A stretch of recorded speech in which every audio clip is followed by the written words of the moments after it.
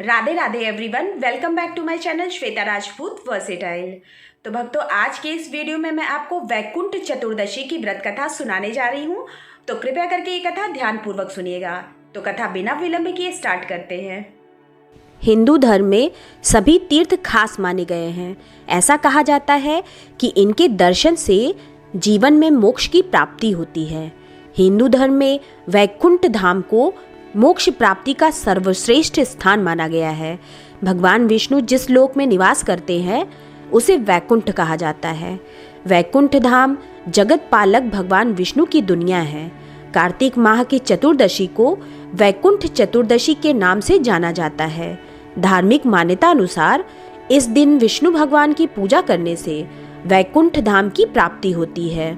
वैकुंठ चतुर्दशी की पुराणों में प्रमुख रूप से ये 3 कथाएं मिलती हैं, जिनके बारे में कहा जाता है कि इन्हें वैकुंठ चतुर्दशी के दिन पढ़ने से 14,000 पाप कर्मों का दोष मिट जाता है।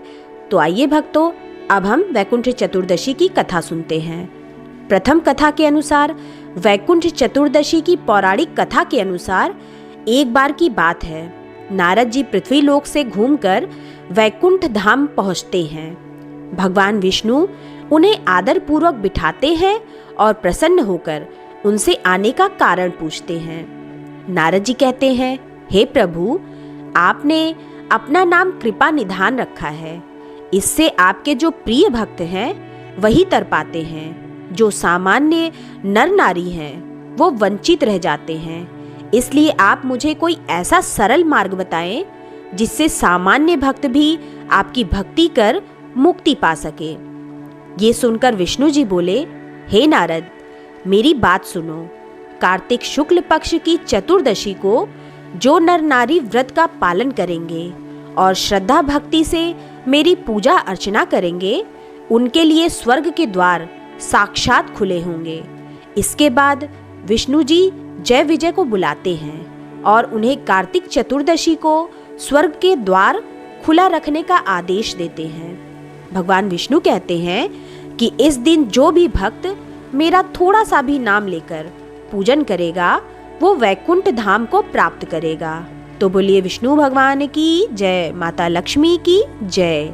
आइए भक्तों, हम दूसरी कथा सुनते हैं। पौराणिक मतानुसार एक बार भगवान विष्णु देवादिदेव महादेव का पूजन करने के लिए काशी आए। वहां मणिकर्णिका घाट पर स्नान करके उन्होंने 1000 स्वर्ण कमल पुष्पों से भगवान विश्वनाथ के पूजन का संकल्प किया। अभिषेक के बाद जब वे पूजन करने लगे तो शिव जी ने उनकी भक्ति की परीक्षा के उद्देश्य से एक कमल पुष्प कम कर दिया। भगवान श्री हरि को पूजन की पूर्ति के लिए 1000 कमल पुष्प चढ़ाने थे। एक पुष्प की कमी देखकर उन्होंने सोचा कि मेरी आंखें भी तो कमल के ही समान हैं, मुझे कमल नयन और पुंडरीकाक्ष कहा जाता है। ये विचार कर भगवान विष्णु अपनी कमल समान आंख चढ़ाने को प्रस्तुत हुए।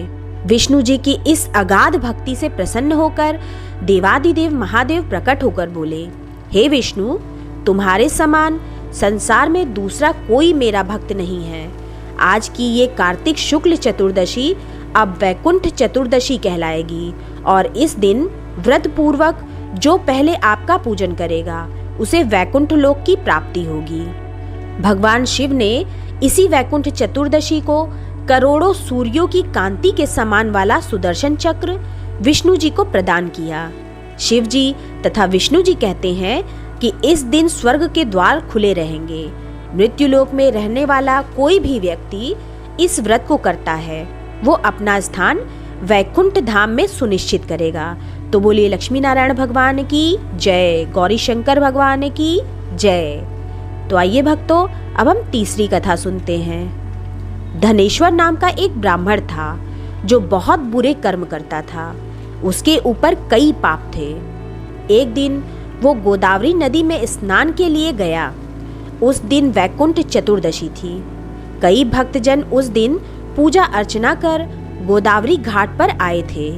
उस भीड़ में धनेश्वर भी उन सभी के साथ था। इस प्रकार उन श्रद्धालु के स्पर्श के कारण धनेश्वर को भी पुण्य मिला। जब उसकी मृत्यु हो गई तब उसे यमराज लेकर गए और नरक में भेज दिया।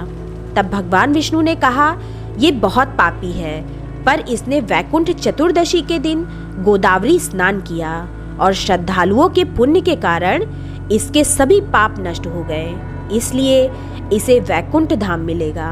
अतः धनेश्वर को वैकुंठ धाम की प्राप्ति हुई। तो बोलिए लक्ष्मी नारायण भगवान की जय, गौरी शंकर भगवान की जय।